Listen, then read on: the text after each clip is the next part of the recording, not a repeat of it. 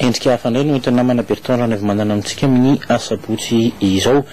fa iara-iasa amin'ny fametrahana jiro anazavana ny lalana digue iray manontolo ny fiadidinan'ny commune n'Antananarivo renivohitra sy ny orinasa Jirama no tanterahana io maraina io ny fijerenan'ny lafiny teknika rehetra tsy misy ny olana amin'ny fanatanterahana izany tetikasa izany tatitra hoentiny miorariny eo amin'ny sariny feno Randriamalala. Wasina jiro anazava ny arabe sy ny lalam-pandeha amin'ity digue ity manomboka eo Andranomenaka hatrany Akadimbahoaka. Izara telo ny asa ka ny tapany voalohany dia tsy maintsy vita mialohan'ny 4 Jona izao hoy ny PDS n'Antananarivo renivohitra. Zao akatoko ny fety zao dia ataontsika miaraka amin'ny Jirama zay hitanareo teo fa efa nanaiky izy ny avitana niny le tapany voalohany. Ny tapany voalohany zany miala aria akaiky n'Andranomena aria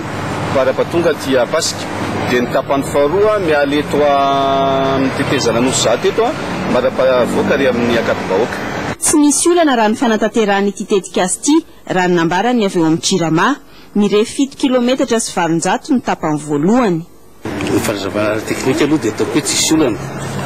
fa ny fanatanterahana azy fotsiny izany somary lavalava tsy izy io raha ny tronçon araka voazako teo le ry aloha aria 7 kilometre 800 misy poteau maromaro tsy maintsy ampidirina anatiny io ary tsy maintsy misy koa transformateur hitondrana ny l'éclairage public fa ny fanatanterahana azy ataoko fa tsisy olana mihitsy risika. Tsy mbola voafaritra mazava aloha ny teti-bola ilaina no ity fitsidiany ity vao natao amaritana izay indrindra. Manana petra-bola eo anivon'ny Jirama raha atao ny commune ka izay no anatanterahana ny apahany betsaka amin'ny asa. Fa misy kosa ny arrêté préfectoral lalàrana 7 barafolo sy 2 arivo makasika ny fandrarana ny famarotana sy ny fampiasana tsipopoka sy ireo mitovy aminy eny an-dalambe na ny toerana sy ny toerana natao amin'ny daholobe. Izany moa dia makasika ny famarotana sy ny fampiasana ireo tsipopoka ireo manomboka eto amin'ny faritry ny commune Antananarivo renivohitra manomboka ny 7 Jona ka hatramin'ny 3 Jona 10 sy 2 arivo ary dia isy ny isazy izay ampiarina ho an'ireo izay mandika izany. Ireo tompon'andraikitry ny filaminana ihany koa ny commissaire central sy ny talian'ny policy municipale ary ireo tompon'andraikitra rehetra makasika ny filaminam-bahoaka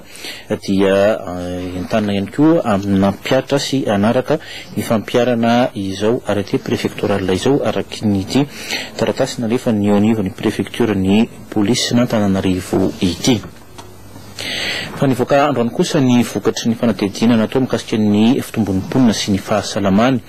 Nisy ny fiaratsara ny fahasalamana ara-pandanahana sy ny fanaovam-bakisiny ny zaza mbola maro kosa nefa ny ezaka tokony atao eo amin'ny fametrahana ny fahazoan-drano fisotro madio. Miorariny aina sy feno Randriamalala. Ny tombony fampiasan'ny vehivavy malagasy ireo fomba fandrindrana ny fiainam-pianakaviana raha 500 ny vehivavy ihany nampiasa izany tamin'ny taona 2019 dia niakatra 12 ny salanisa io ny taona 3 ary nahatratra 7 ny taona 7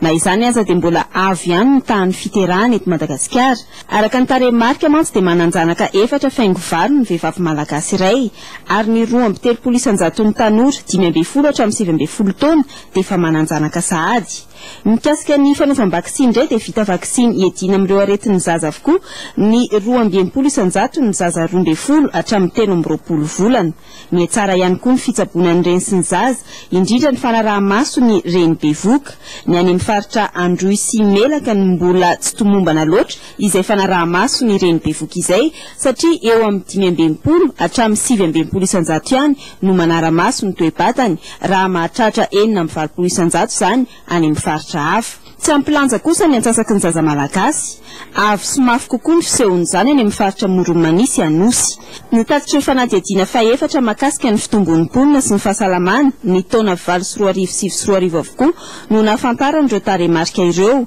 Tamin'ny asantionana mponina mahasolo tena ny eran'ny nosy no nanaovana ny fanadihadiana vehivavy 15 ka hatramin'ny 70 taona miisa 570 sy 307 sy R1 ary lehilahy 15 hatramin'ny 7 taona miisa 420 sy 500 sy 7 arivo.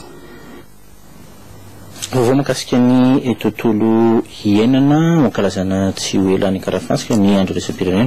ho an'izay tontolo iainana izay fa mitoetra ihany koa ny fandaniny izany ny fampafantarana ny fametrahana ny faritra arovana vaovao any amin'ny fari-piadidiny ny fianaran-tsoa iny nisy ny etsika fitsidihana sy miendrika fifanakalozana na iarahan'ireo ben'ny tanàna manodidina ny tandavanala na ny corridor forestier ka atao rano mafana ifanadina no ny safidin'ny CMP tandavanala anatanterahana izany ny herinandro lasa teo tatitra iarahana amin'ny natamahy avy. Moramora kokoa hoan'ny tompon'andraikitra ny nivon'ny komina ny mijery sy manadiady ny zavatra efa misy toy ny tombotsoa azo avy amin'ny fametrahana ny valanjavaboary amin'ny lalan'ny fizahantany ka mampidi-bola vahiny sy mamorona asa ho an'ny tanora ary koa nefa tsy etsy andanin'izany ny andraikitra lehibe miandry amin'ny fikajina ny ala tsy ho ringana mba ampaharitra ny tombotsoa avy aminy. Izany no isan'ny antony karakaran'ny CMP Tandavanala ity fitsidihana na rano fanakalozana ho an'ireo ben'ny tanàna manamorona Tandavanala afovoany ity izay natao tao rano mafana ifanadiana ny 7 ka 9 lasa teo. Mitondra an'ireo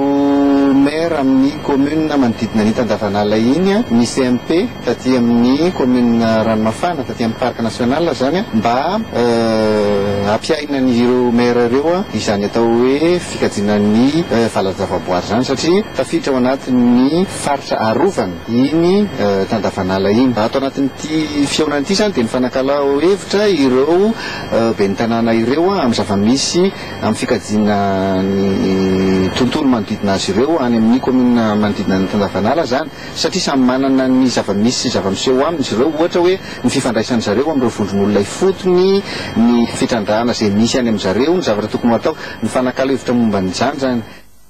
Nanamarika ity antsika ity ny fitsidihana valanjavaboary ny toeram-pikarohana Valbio ny toerana fambolena azo fanao fanafody ao Mahatsarabe sy ny arboretum misy ny fampitomboana ireo santionakazo sarobidy azo lazaina fa afapo ny mpitsidika tamin'ny ankapobeny. Zava-dehibe tokoa satria lahitana itaty ifotony mihitsy ny tombosoa rehetra mety ho hita avy amin'ity Tandavanala ity ary minosy manantena fa izao fitsidihana ataona izao dia hisy akony lehibe isaky ny komina satria ahafahanay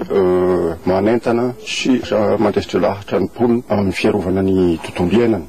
Tamin'ny fiafarany fanakalozana izay ny ahafahana ny fampizara vaovao dia nisy ny fehi-kevitra izay niraisin'ireo ben'ny tanàna ny amin'ny alatsarana trano dingana fametrahana ny faritra rovana vaovao ka tafiditra ao anatin'izany ohatra ny tokony andraisana izy ireo anjara feno amin'ny fitantanana ny ala voajanahary any amin'ny faritra misy azy avy. Marihina fa tonga nanotritra ity fotoana ny karakarain'ny CMP ity ny tomy tontolo iainana sy ny ala ao Fianaratsoa ny conservation internationale ary ny Madagascar National Parks sy ny Centre Valbio Ranomafana.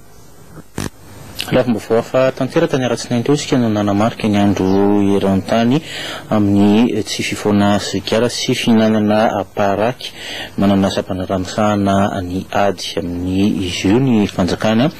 ary ny office national de lutte anti-tabac no miandraikitra izany misy ihany koa ny didimpitondrana mifehy ny fifoana sy ny fivarotana paraky sy sigara eto amintsika raha ny fantatra nefa dia isan'ny mampiditra vola be amin'ny alalan'ny etra ao anivon'ny kitapom-bolam-panjakana ny sigara amin'izao fotoana izao ary toanatin'ny taona maro ka isan'ny manano sarotra ny asan'ny ity sapandrara ity izany fanadidina noentin'ny Rivara Vonarivo sy Jean Baptiste Rajonarvao.